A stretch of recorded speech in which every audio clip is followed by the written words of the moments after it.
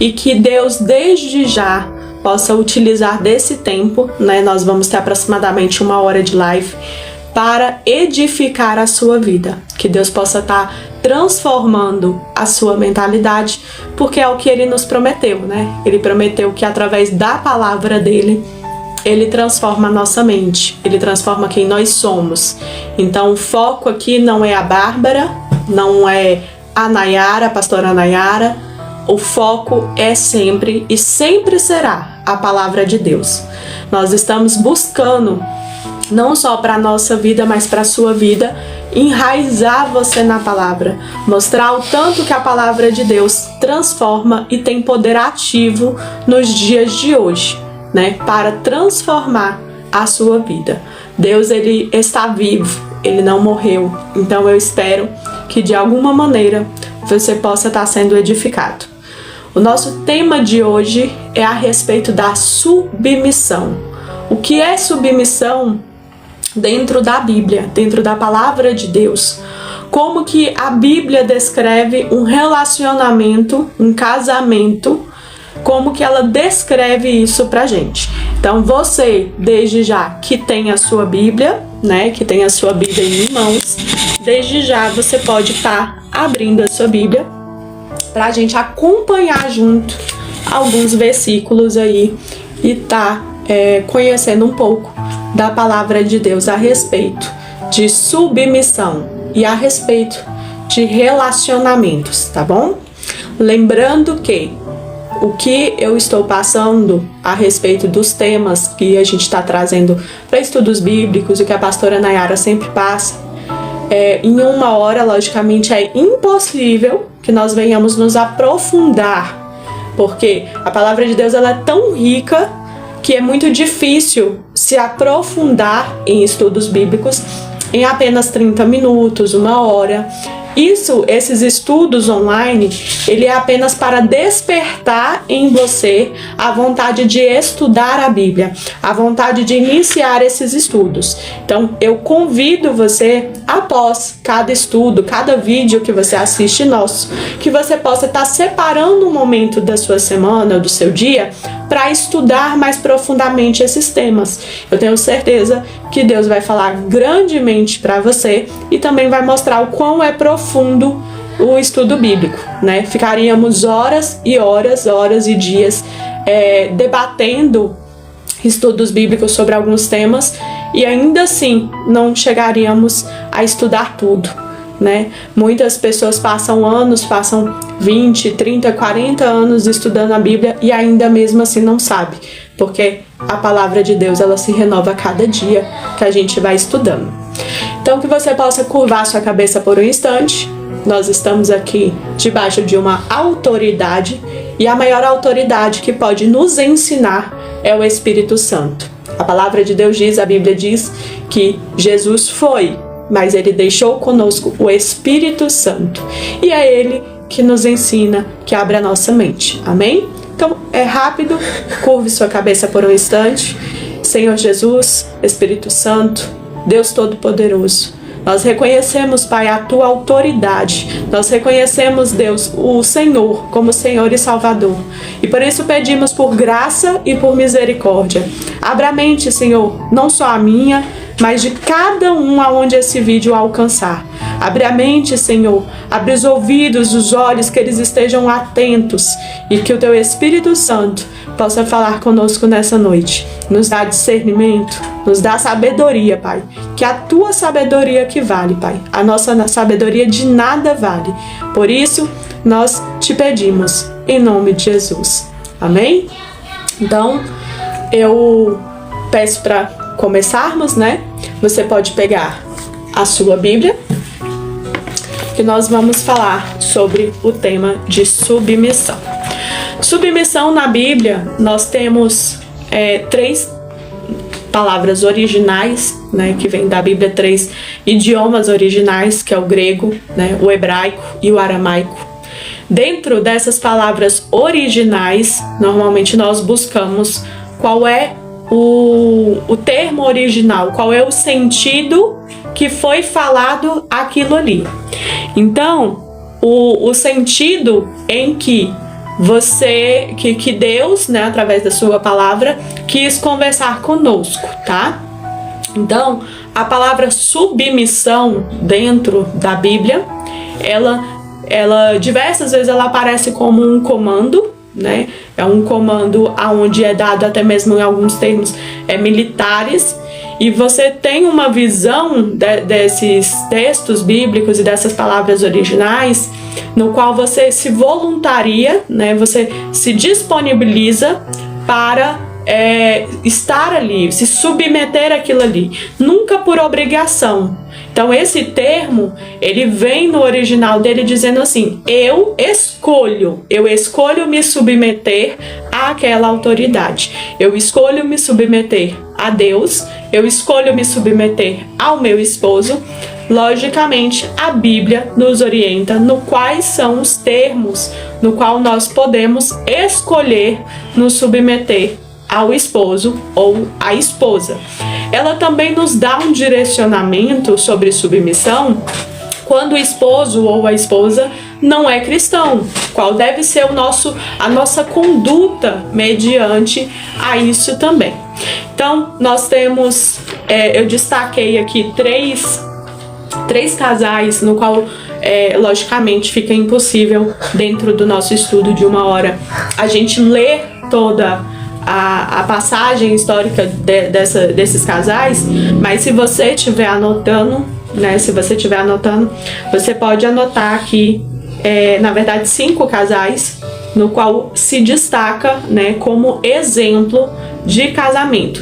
E aí eles nos dá esses 5 casamentos, exemplos de respeito mútuo, de submissão e de complemento, tá? O primeiro exemplo de todos, não poderia faltar, é o exemplo de Adão e Eva. Em Gênesis 2, do 18 ao 25, o versículo, tem ali a criação do homem, a criação da mulher, e aonde vem o termo bastante, né, discutido, que é o termo da criação de Eva, que ali a palavra para o português vem da costela do homem, né? Mas a palavra original ela vem falando do lado, né? Então, do lado do homem foi criado ali a mulher. Um exemplo de mulher idônea, de auxiliadora, né? Então, nós temos a história de Adão e Eva. Temos a história também de Isaac e Rebeca, né? Como destaque, aonde Rebeca aceita seguir Isaac, né, na fé, né, do que Deus tinha prometido aos pais dele, e ela se submete, se deixa participar e aceita participar do compromisso, né, que Isaac tem com Deus, tá? Nós temos Boaz e Ruth, que é um dos exemplos mais lindos que a Bíblia nos traz em comparação a Cristo com a sua igreja, né? Então, Ruth, capítulo 3, capítulo 4, a gente tem ali o respeito, né, que Boaz tem em vir em socorro de Ruth, aonde Ruth, ela aceita, né, com humildade aquela proposta e é leal a Boaz. Mas dessas 5 situações de casamento, uma das que eu sou assim, uma das histórias que eu sou mais apaixonada dentro da Bíblia é a história de Maria e José. Eu particularmente acho fantástico, né? Mateus capítulo 1 e capítulo 2 descreve aonde José assume um papel excepcional de liderança para proteger Maria.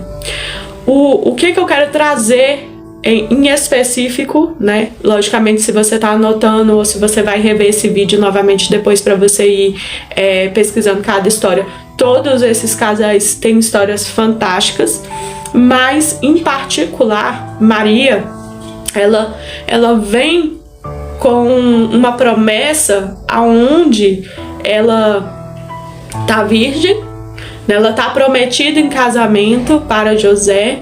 De repente o anjo aparece e informa que ela foi agraciada entre as mulheres e foi escolhida para ter Jesus. Então, culturalmente, a barriga iria crescer. Culturalmente, o casamento ainda não tinha sido efetivado para que ela estivesse grávida, né? Para que tivesse uma certeza de que era de José.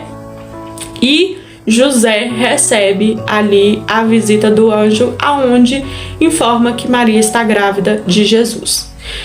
Dentro disso, a gente tem um comportamento que eu posso dizer que é o exemplo específico do que significa submissão. José, ele toma a frente dessa liderança porque Maria, ela se submete a José em confiar que ele, como um homem de Deus, iria tomar decisões para guardar, para proteger, para livrar, para alimentar, para cuidar dela e que ela pudesse cumprir o propósito no qual Deus tinha designado sem temer. Porque, para quem não leu ainda, mas se você puder, você tira um tempo para ler com calma essa passagem específica de Maria e José. José vai de um lado para o outro com Maria, apenas na promessa das visões que ele teve, dos sonhos que ele teve, em sonhos, e ele creu. Passa-se às vezes até anos sem Deus falar, porque eles vão para o Egito, passa alguns anos. A história conta que depois José volta ali para Belém, mas ele confia em ser líder, em ser responsável, e Maria confia em se submeter.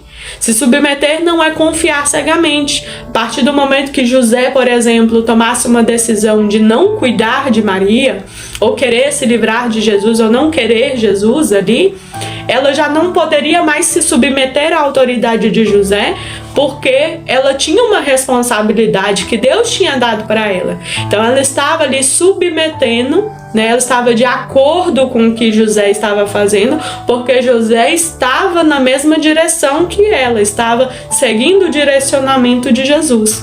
Então a submissão, ela não é humilhação, ela não é xingamento, ela não é confiar cegamente, ela não é deixar o outro tomar decisões sem conversar, porque José pega Maria e forma, vamos para o Egito que Deus mandou. Deus mandou, vamos voltar do Egito porque Deus mandou. Então, é um exemplo de submissão que nós podemos trazer para os dias de hoje, aí dentro da sua casa, e aí eu falo com homens de Deus, eu falo com mulheres de Deus, no qual o Espírito Santo, ele nos orienta que nós devemos nos ajudar. Nós devemos nos amar uns aos outros, e esse amar uns aos outros e respeitar uns aos outros também é amar uns aos outros dentro da nossa casa, dentro da nossa família.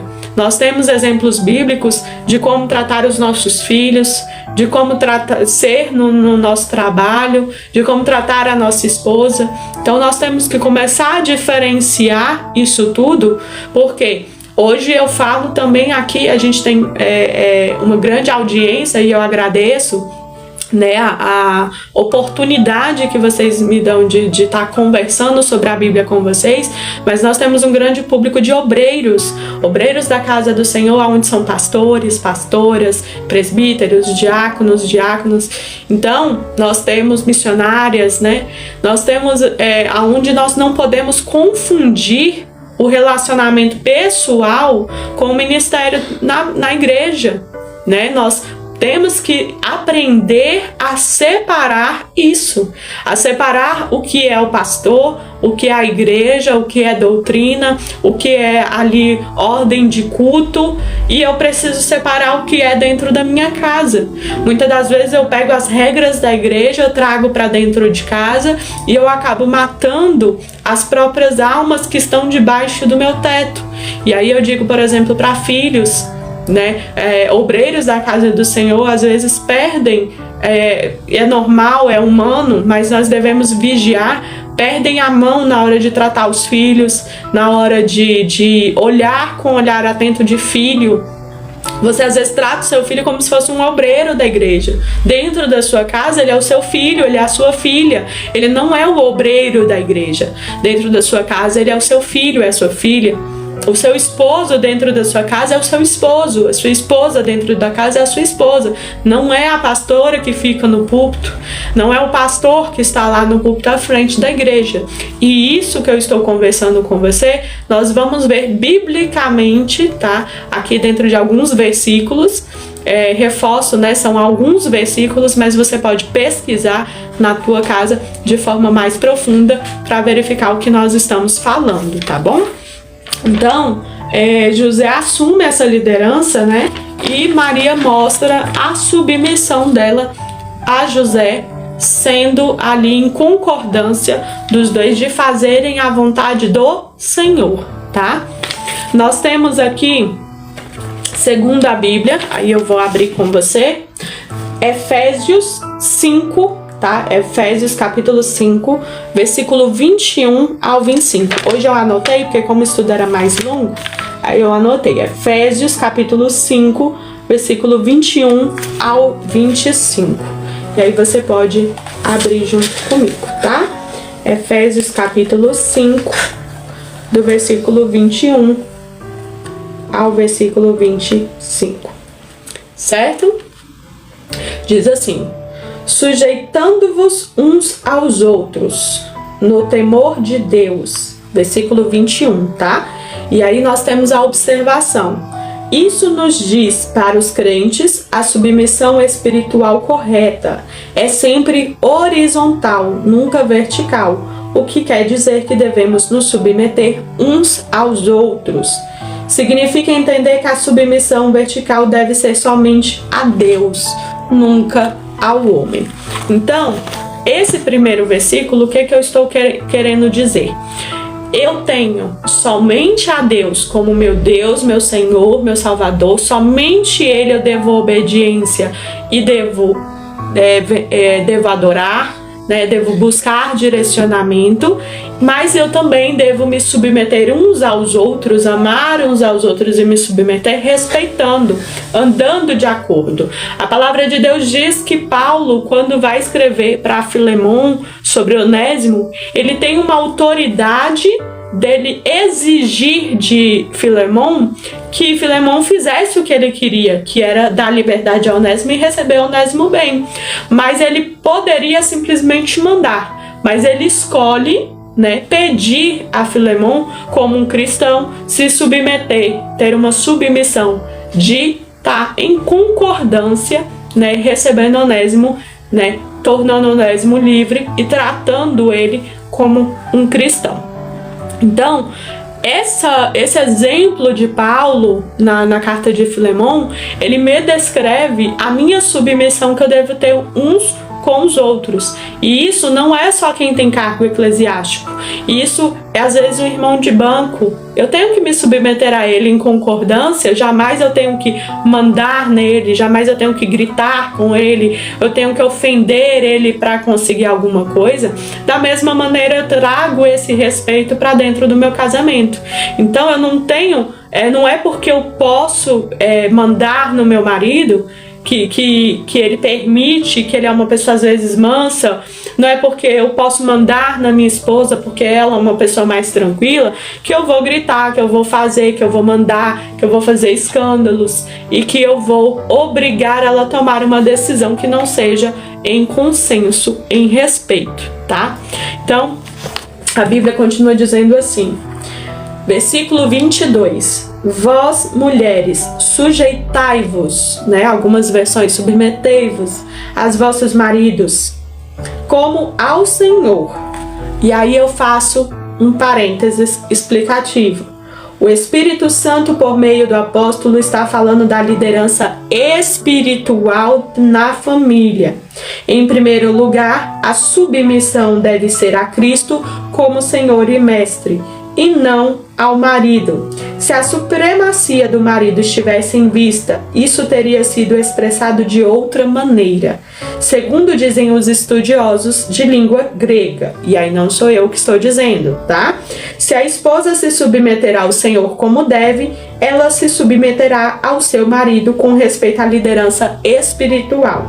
Isto é, se ele conhece o Senhor. Se ele não conhece o Senhor, essa submissão espiritual obviamente não poderá ser permitida.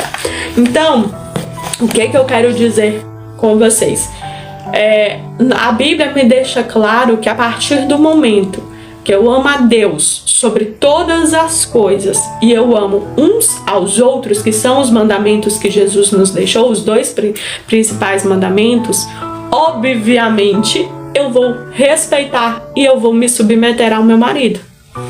Se eu cumpro isso diante de Deus, se eu cumpro espiritualmente, se eu não falo palavras torpes, eu não falo palavrões, se eu não minto, se eu não adultero, se eu não mato, se eu não faço coisas, né, horríveis ali que tem descritos, como a Bíblia me orienta, eu obviamente vou estar me submetendo ao meu esposo.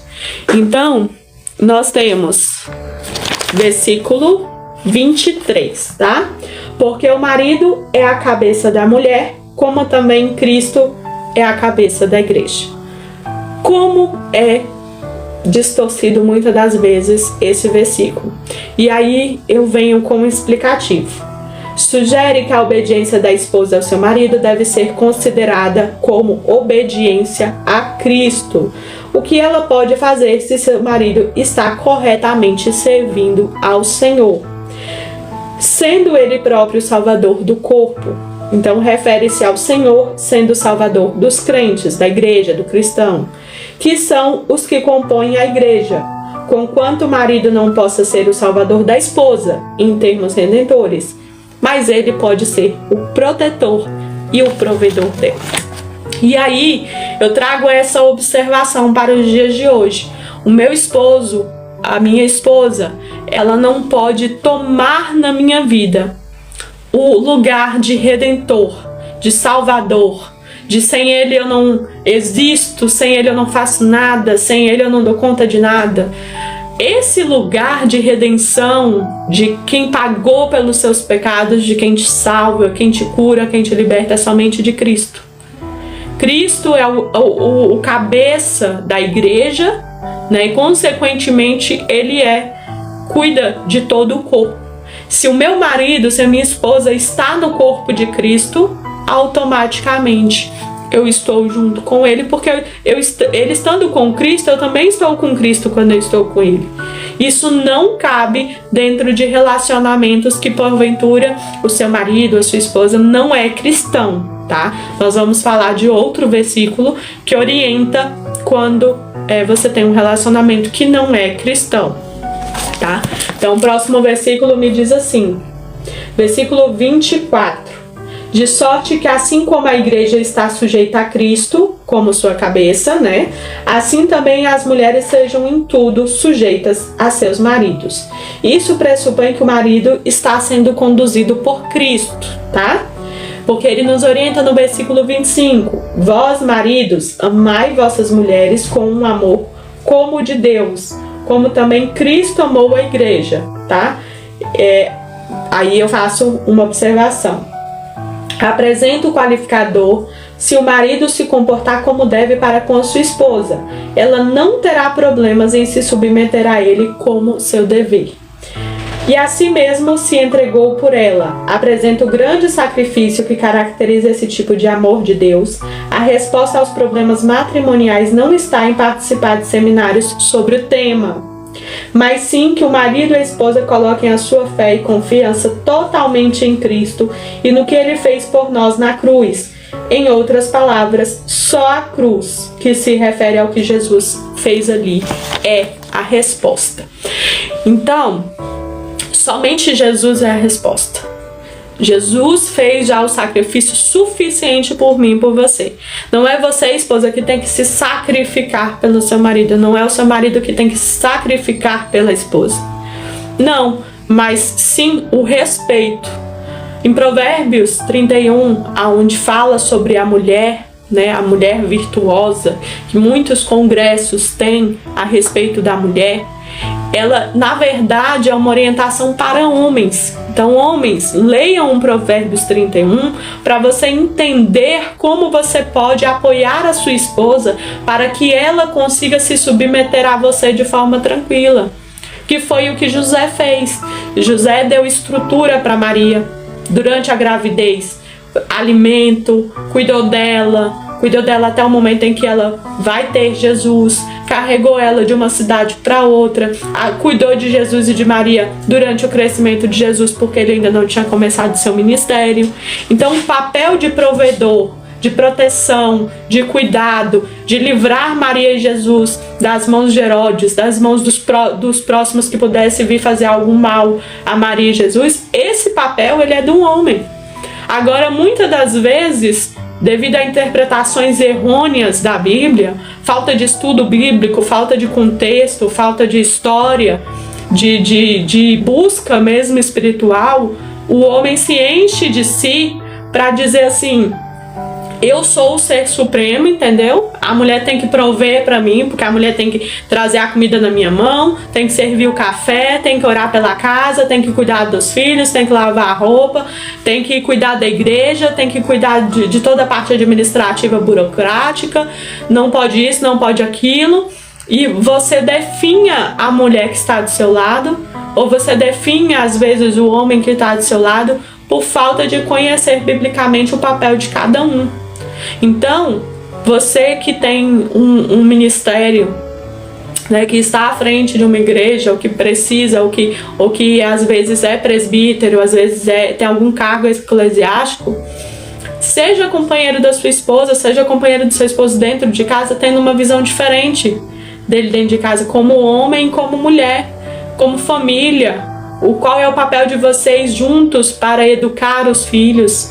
Qual é a visão de um e visão do outro? E qual é a visão que os dois podem estar em concordância com o que Cristo ensinou, para que a mulher possa se submeter a essa visão e aplicar na vida dos filhos, aonde o marido também pode aplicar na vida dos filhos, para que não sobrecarregue.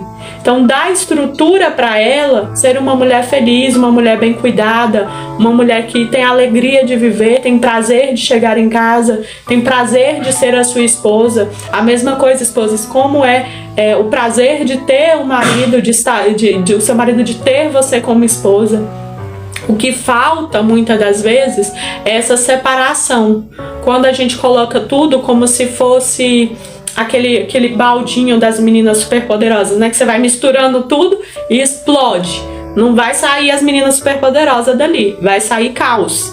Porque se você mistura tudo, se você não separa nada, você torna a sua casa um caos. Então peça sabedoria para Deus, estude a Bíblia, busque direcionamento do que a palavra diz, como se deve educar os filhos.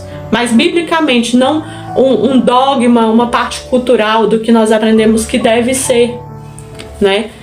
Você pode orar pelo seu esposo, ou você pode orar por você. Senhor, me dá um direcionamento de como ser uma esposa melhor, como trazer alegria para o nosso lar. Muitas das vezes nós nos sobrecarregamos com o trabalho, com a igreja, mas nós não temos um dia na semana para sentar, para fazer uma refeição juntos, né? Busque ter uma refeição sozinha com o seu esposo, para que vocês consigam conversar. Busque ter uma refeição, pelo menos por semana, com seus filhos, para que vocês possam conversar. E deixe Deus direcionar a vida de vocês, entendendo que submissão não é ser humilhada, não é ser explorada, não é explorar o outro, é estar juntos. Amém? Nós temos aqui o próximo versículo, que aí você pode abrir junto comigo. Colossenses, capítulo 3, versículo 18 e 19, tá? Colossenses, capítulo 3, tá? Versículo 18 e 19.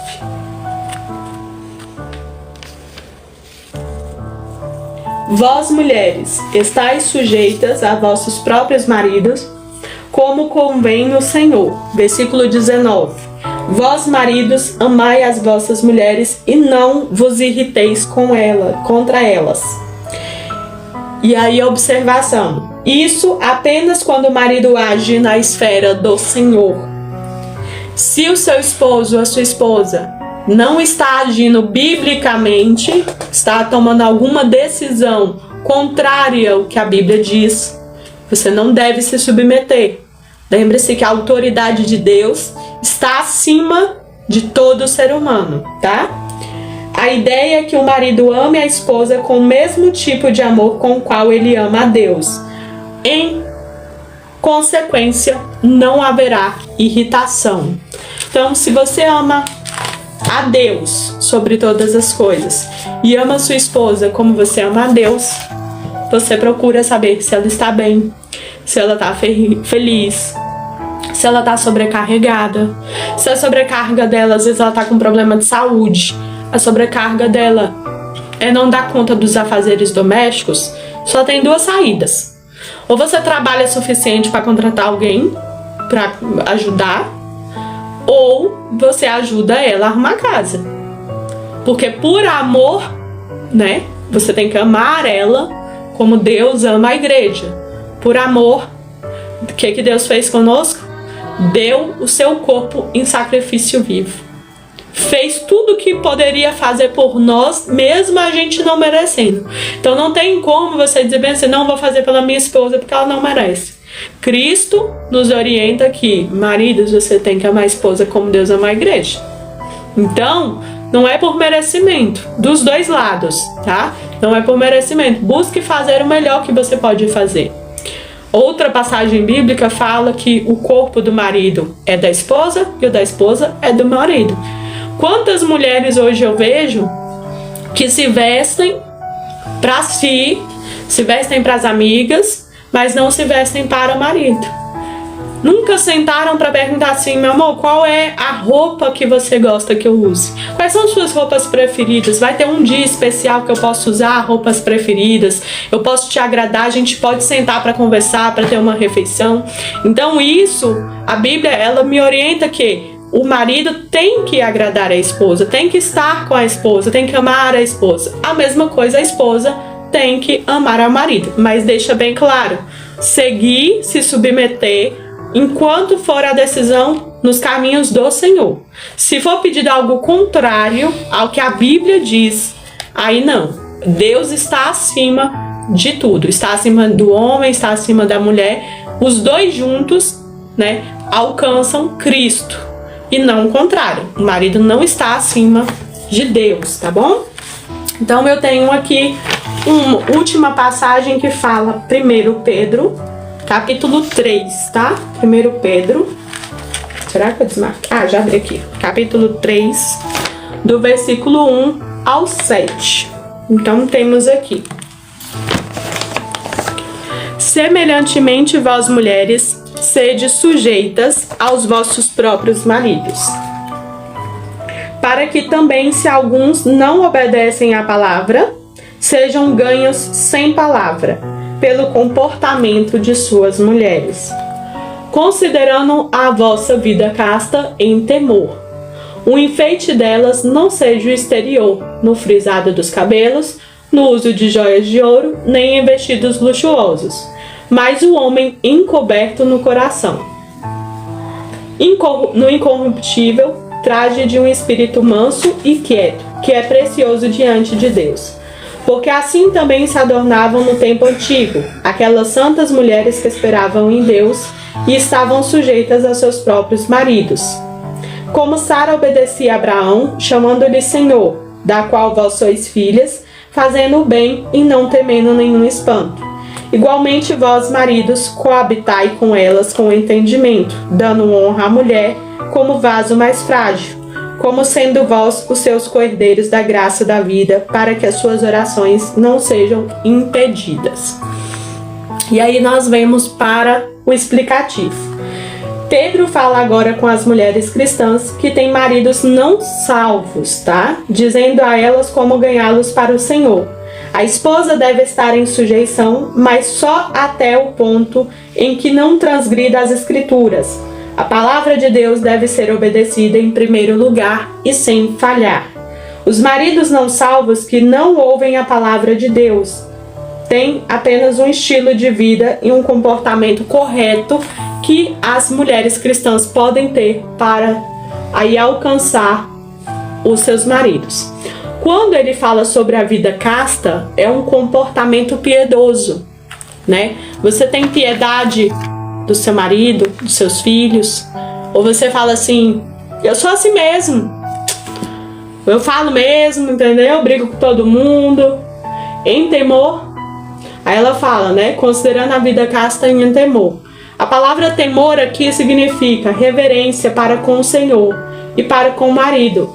Isso também se aplica ao marido cuja esposa não é salva, tá? Então essa passagem, ela fala tanto para as esposas que têm marido que não é crente, tá? Essa passagem de Pedro, quanto para os maridos que têm esposa que não é crente.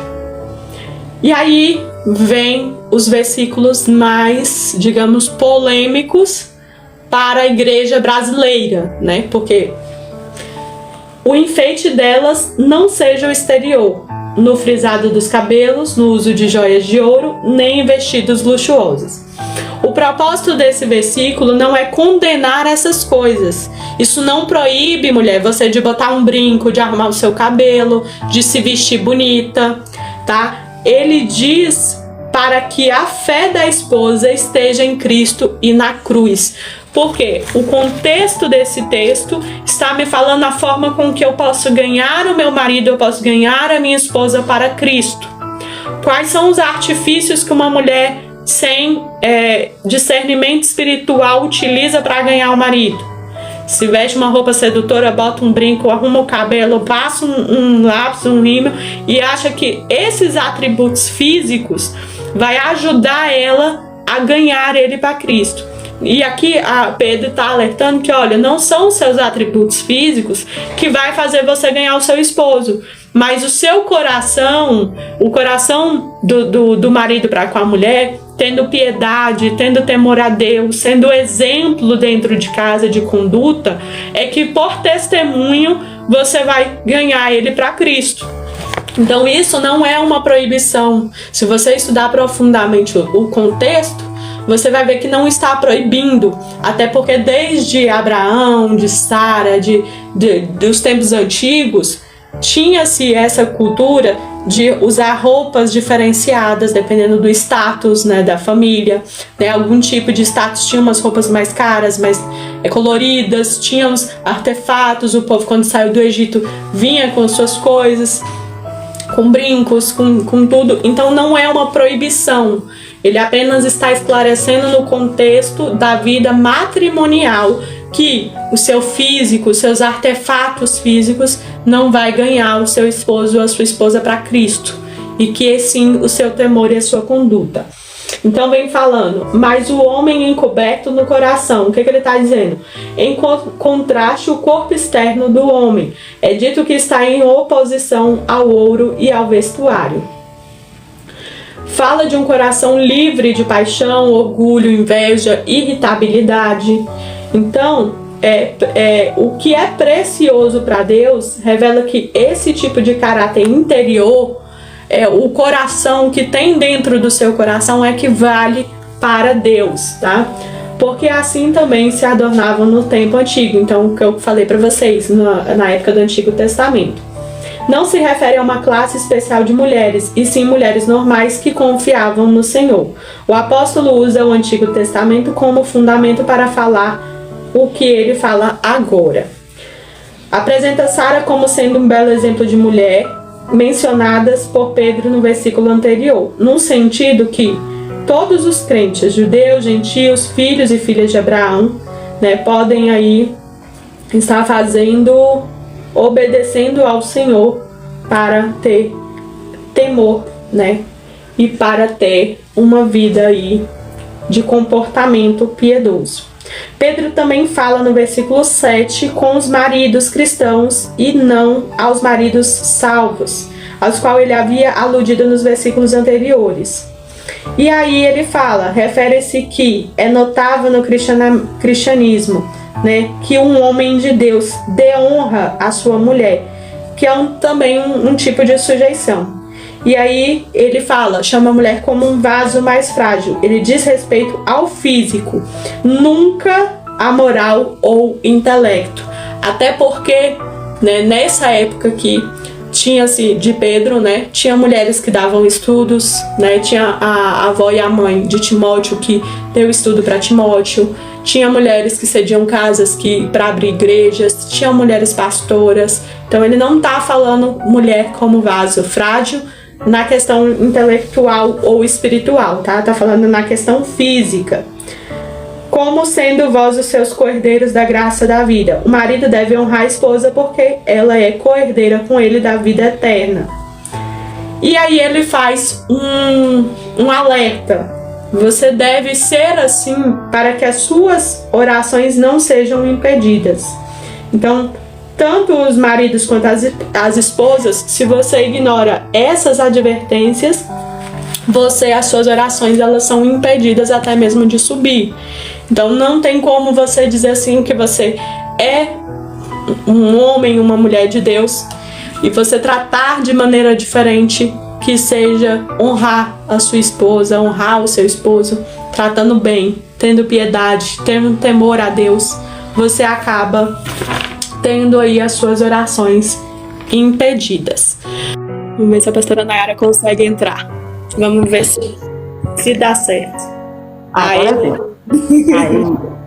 Paz do Senhor. Tava aqui só ouvindo. Não é, ó. Chega Suede. Tava aqui ouvindo, ó, anotando tudo, ó. Anotando. Muito bom. Quero aqui compartilhar, né, de todas essas partes que nós estamos falando, né, a paz do Senhor para todo mundo que está aí acompanhando essa live sobre submissão bíblica. E o interessante disso é que quando nós falamos de submissão, o primeiro entendimento que algumas pessoas têm é aquela obediência cega, né? E aí é em todos os sentidos, é dentro do casamento, é uma submissão religiosa dentro da igreja também, aí eu tenho que ser submissa ao meu pastor, e parece que essa submissão, ela tem que ser uma submissão cega. É como se eu tirasse a minha responsabilidade e colocasse a responsabilidade total em cima de uma pessoa. E na verdade não é isso que a submissão diz. A submissão, ela não tira a minha responsabilidade. Então, quando a palavra diz que eu tenho que ser submissa, a outra parte também tem a sua responsabilidade. A responsabilidade de estar em Cristo, de obedecer ao Senhor, e eu entender que a minha maior submissão, ela não é ao homem, ela é a Cristo. Quando eu me submeto a obedecer a Cristo, a submissão ao homem, ela não vira um fardo. Então, para a esposa não vira um fardo, não vira um fardo para o esposo, não vira um fardo para o obreiro, né? Eu estava ouvindo, né, falando sobre a esposa, o esposo e a responsabilidade de cada um. Quando nós ministramos assim em várias igrejas, eu vejo algo assim muito pontual, né? Os pastores, as pastoras que estão aí podem até observar isso. Quando nós levantamos clamores pela família, vamos fazer uma campanha para os filhos, você vê a presença mais das mulheres nessas campanhas. E a Bíblia diz que a responsabilidade espiritual do lar é do homem. Ele é o cabeça. Então há uma responsabilidade espiritual. E hoje você não vê essa cobrança. Você vê a cobrança da submissão da mulher, ou seja, a mulher ela tem que ser submissa, mas você não vê em estudos, em incentivos do homem também fazer a sua parte para que a submissão da mulher não seja um fardo. Porque quando ela passa a ser um fardo, ela deixou de ser submissão. A submissão ela não tem que ser um fardo. Então, quando a mulher ela é responsável pelo espiritual da casa, ela que tem que orar, ela tem que fazer consagração, ela tem que buscar pelos filhos, e isso se torna um fardo, aí eu vejo que a submissão está falhando na questão da liderança. Porque Deus ele deixou essa parte para o homem. E hoje, se você olhar, você não vê isso dentro das igrejas. Você vê a maioria das mulheres nessa preocupação. E aí elas se colocam um fardo sobre ela, porque ela já tem que ser submissa, ela tem que cuidar da casa, ela tem que cuidar dela, e ela tem que cuidar do ministério. E faz ali uma bolha, uma mistura que no final das contas ela não dá conta de nada. E aí a gente vê muitas pessoas frustradas. Maior é isso, né? A gente pega assim uma falta de estudo bíblico, onde as pessoas ela não têm essa separação do papel de cada um. Porque se houver essa oportunidade de você sentar e vamos estudar biblicamente o que é o papel de cada um, vamos conversar o que cada um dá conta e se ajudarem, não tem essa sobrecarga, né? Essa depressão que as famílias hoje entram, que a mulher entra. Ou quantas mulheres estão doentes dentro do ministério por conta de sobrecarga. E aí, isso é muito notório na história que foi destacada de José e Maria. Se José ele não se posicionasse na sua função, você imagina a sobrecarga que viria sobre Maria, porque ela não estava carregando qualquer criança, ela estava carregando o Messias, existia ali um mundo espiritual, né, ali para que aquela criança não nascesse. Então, se ele não fosse um homem posicionado na sua liderança de protegê-la, de guardá-la, de dar uma proteção para ela, no momento da sua fragilidade, porque a mulher, quando ela está na gestação, ela está no seu momento de fragilidade, se ela não tivesse essa proteção, ia ser muito complicado, muito difícil. Então, assim, ele teve um papel essencial, porque ele soube ser líder na hora certa, ele soube proteger, ele soube resguardar, ele soube estar presente, ele soube protegê-la no momento de uma situação a qual muitas mulheres elas se encontram sozinhas nesse momento. Então, assim, esse exemplo, o exemplo de José, ele é um exemplo formidável da parte de uma liderança presente para que a submissão da mulher não se torne um peso. E a gente vê isso ministerialmente falando, nós vemos muitas mulheres obreiras sobrecarregadas, porque há uma mistura dela ser obreira, ela não sabe que hora ela é a pastora, que hora ela é a mãe, que hora ela é a esposa e que hora ela é a mulher. Fica uma coisa assim, tão assim, sem a divisão, e Cristo ele não traz nada para nós para ser um fardo pesado. Então, quando ele dá a submissão para a mulher, não é para ser um fardo pesado, é para ser uma questão de proteção para ela. E a partir do momento em que cada um faz o seu papel, a submissão ela não é um fardo, ela se torna um prazer para a mulher, porque ela está sendo protegida, ela está sendo guardada. Por isso que ela no relacionamento ela é comparada com a igreja. Né? O homem ali, ele ama como Cristo e ela é amada como a igreja. Nós como igreja, nós nos sentimos protegidas por Cristo. Nós nos sentimos abraçadas, acolhidas e asseguradas. Então, a submissão, quando ela é feita biblicamente, é assim que a pessoa se sente. Então, talvez você que está aí ouvindo e pense, olha, eu não tenho me sentido assim, então busque no Senhor. Tanto você, homem como mulher, busque no Senhor as diretrizes que a Bíblia nos ensina.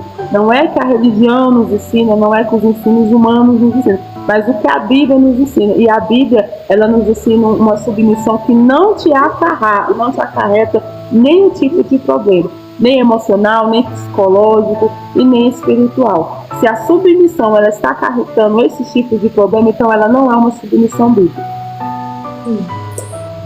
Um ponto que eu quero ressaltar é algo que a gente vive muito hoje, né? Uma experiência que eu quero passar para as pessoas. Eu quero que você me conta como é que foi para você, Nayara. A gente tem um combinado que a gente convive muito. Para quem não sabe, a pastora Nayara, ela é sobrinha, né, do meu noivo. Nós estamos casando e nós temos um combinado. Como é uma família, né, de ministério, de pastores, a gente tem o pastor Paulo Binho, tem o pai da Nayara, que são pastores também, a Nayara. Nós temos um combinado. Da porta de casa para dentro, nós somos a pessoa. Nós não somos o ministério lá de fora. Lógico que nós trazemos a conduta de cristã, nós temos, né, aí a questão que não sai de nós, que está enraizado, que é a nossa vida, que é Cristo, agir como Cristo, viver como Cristo, mas no tratamento da porta para dentro tem que ser o esposo, tem que ser a esposa, tem que ser o filho, tem que ser a filha, porque senão a gente acaba misturando, como dizia minha avó, a gente troca as figurinhas e a gente acaba confundindo, principalmente a cabeça de quem tem filhos pequenos, né? Você traz uma confusão para a mente do seu marido, da sua esposa, afeta o relacionamento, o casamento, e você acaba trazendo essa confusão quando você mistura tudo, né? Então, por exemplo, nós somos uma família pastoral, né? Eu sou pastora, meu irmão é pastor, os meus pais são pastores. Então, nós somos uma família que tem tio, meu tio é pastor, né, eu sou noivo, eu tenho tia que é pastora, que tem igreja. Então, assim, como é que a gente faz? A gente tem a igreja, onde eu sou a pastora Nayara, mas na minha casa eu sou a Nay. Eu sou a irmã e a filha. Então, quando a gente quer tratar assunto de igreja, a gente deixa pro dia da igreja. O assunto da casa, a gente trata na casa. E essa divisão, ela é muito importante. Porque, por exemplo, o meu irmão ele é o pastor da igreja.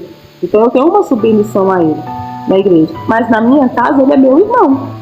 Então assim, o assunto de igreja a gente faz na igreja, a gente conversa na igreja, mas dentro de casa nós somos irmãos. Então isso é importante, então, assim, quando nós estamos reunidos como casa de Zadok, né? Aí nós estamos conversando como casa de Zadok. Acabou a reunião, a Bárbara é a Bárbara, a Nayara é a Nayara. Então assim, a gente tem que saber essa divisão. Eu tenho que entender que a Bárbara é a administradora da casa de Zadok, mas ela também é mãe.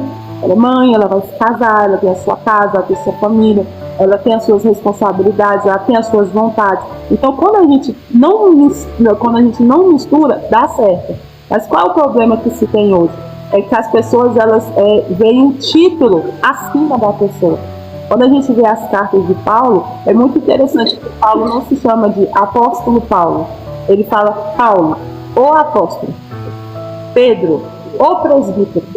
Então, assim, primeiro vem a pessoa, depois é que vem a situação do cargo eclesiástico, da função, mas antes disso, existe a pessoa, e a pessoa ela tem emocional, a pessoa ela tem os seus afazeres, então isso não pode dominar. Eu não posso ser, você tem que deixar de ser a pastora, não.